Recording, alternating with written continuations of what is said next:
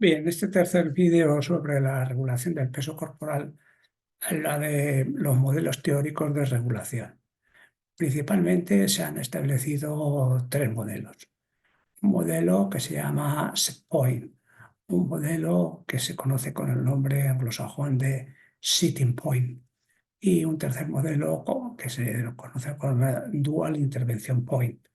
Es decir, que de alguna manera en cristiano esto es lo siguiente. Este primer modelo aborda pues que los autores proponen que hay un valor determinado sobre el cual, digamos, los mecanismos de regulación operan. Bien, el segundo modelo, el setting point model, ¿qué es lo que establece?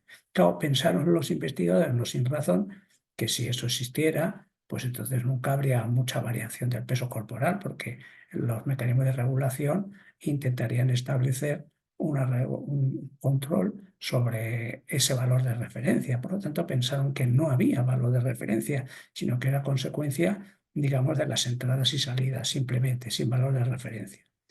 El tercer, digamos, modelo es el que se debe básicamente a qué? Se debe básicamente digamos, al interés por eso que llaman la epidemia del siglo XX o siglo XXI, que es la obesidad.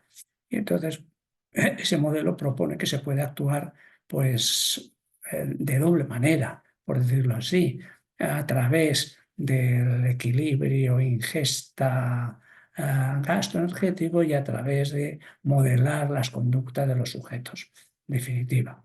Pero establece dos puntos, un punto por debajo y un punto por encima de un valor normal de peso corporal.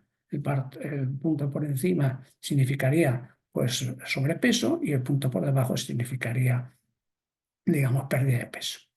Bien, para ello, pues, a mí se me ocurrió una analogía, digamos, pues que fue consecuencia de estar, de alguna manera, arreglando una cisterna, ¿no? Entonces, me di cuenta que esa analogía, bueno, pues se podría aplicar, en cierta manera, a los modelos. En esta primera, nosotros tenemos, como ven, pues la cisterna de un inodoro con un nivel de agua en el cual pues hay una boya que determina, sobre todo los antiguos, que determina cuál es el grado, el nivel del agua que tiene que tener.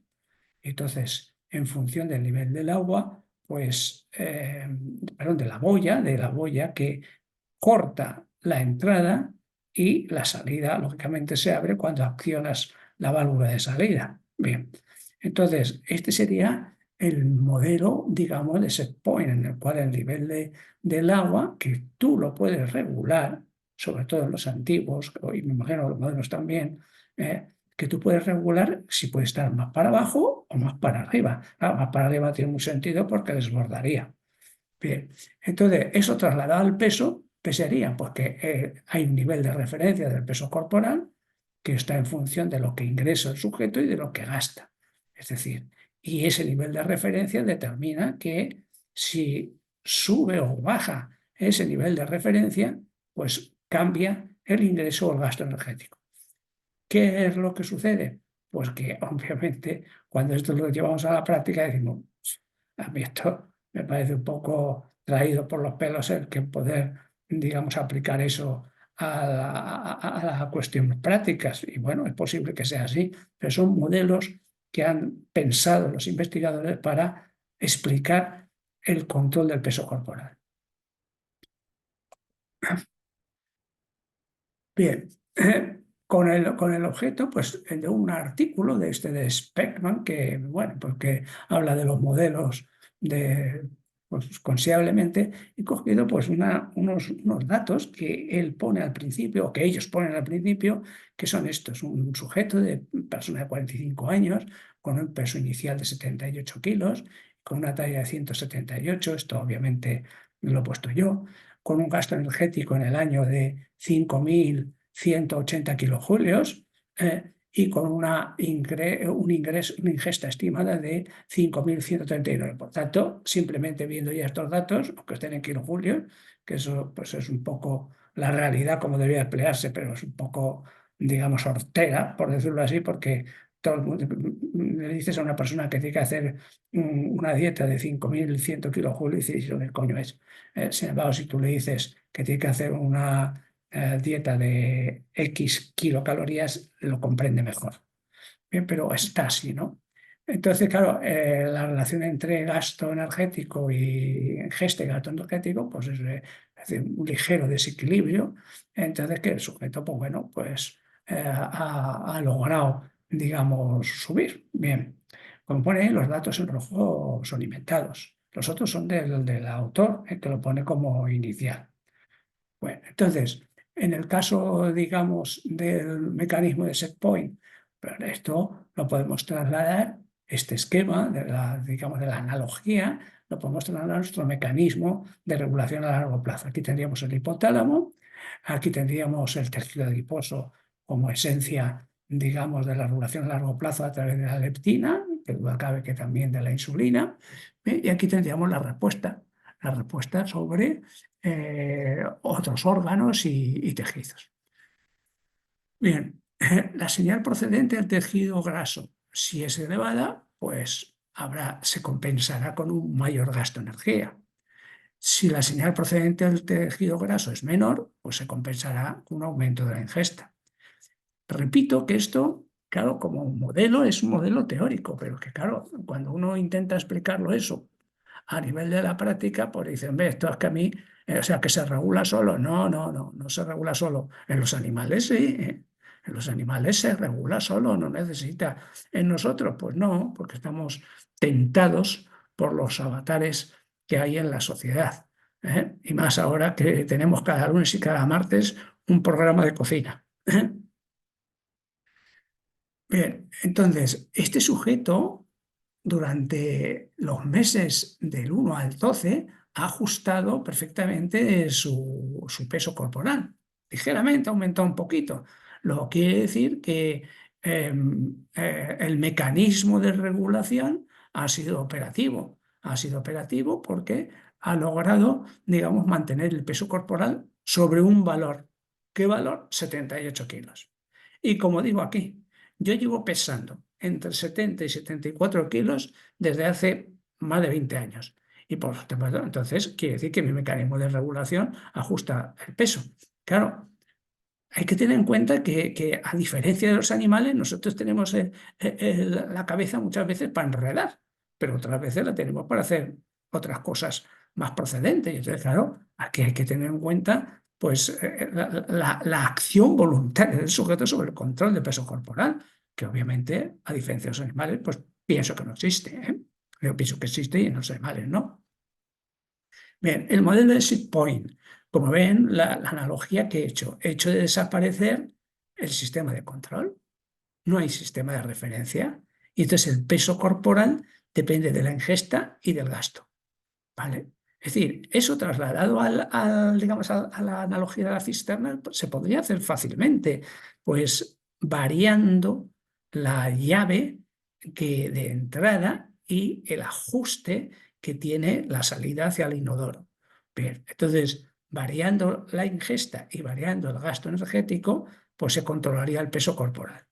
De tal manera que el mecanismo ya no sea cerrado, sería un mecanismo abierto en el cual la variación del contenido de grasa y la relación que determina la relación ingesta-gasto energético, pues libera leptina, la leptina provoca la señal sobre el hipotálamo y el hipotálamo ajusta el ingesta y ajusta el gasto energético. ¿Vale? El mecanismo de sitting point, en este caso, no ha ajustado el peso de la persona de la tabla 1 a 78 kilos, sino que ha sido el resultado del equilibrio entre ingesta y gasto energético.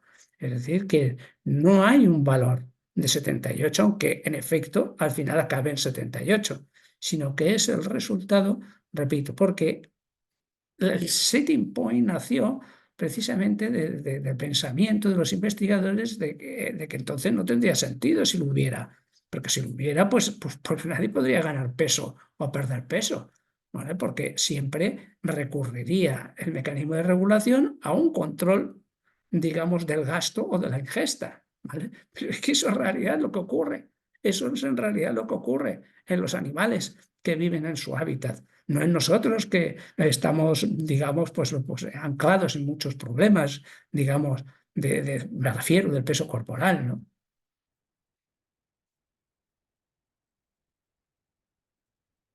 Bien, el modelo digamos, de intervención doble, por decirlo así, nace de lo que he mencionado anteriormente, nace de la posibilidad de intentar mantener, digamos, el peso corporal a través de dos conductas.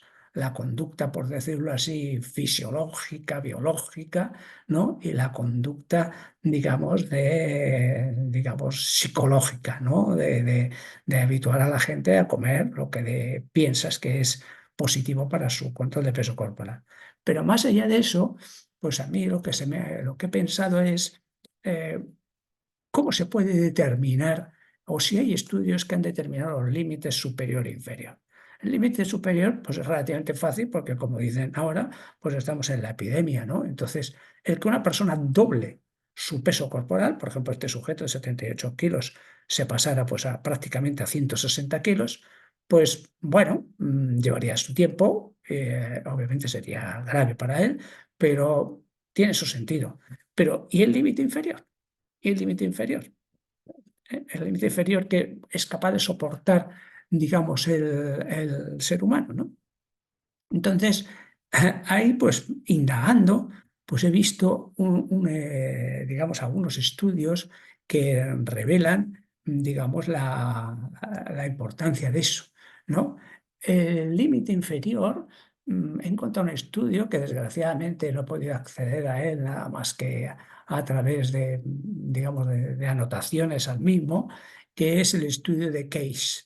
El estudio de Case, que lo aborda en dos volúmenes, es un estudio en el cual, pues bueno, se hizo con voluntarios, en fin, entre comillas de lo de voluntarios, ¿no?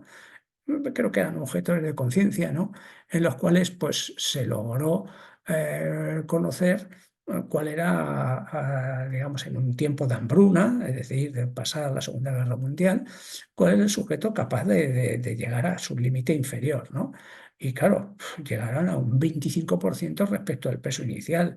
Es decir, que los sujetos alcanzaron un peso que cuando ven las fotos, pues la verdad, se te ponen los pelos de punta, ¿eh? Se te ponen los pelos de punta porque esos sujetos que hicieron ese experimento, controlado perfectamente desde el punto de vista médico e investigador, pues vieron que en efecto esos sujetos se quedaban depauperados, vamos. A mí las imágenes me suenan un poco no tanto a campos de concentración, pero en algunos casos incluso, ¿eh? Incluso las imágenes que se pueden consultar porque vienen en algunos artículos que hacen referencia a este artículo.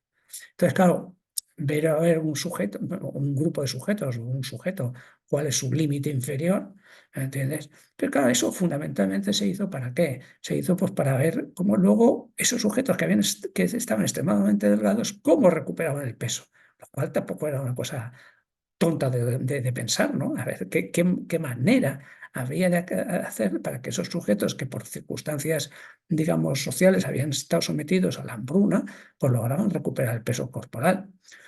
Para que, bueno, a mí éticamente, pues no le veo mucho el recorrido, pero bueno, pero se hizo, ¿eh? Se hizo ese experimento en seres humanos.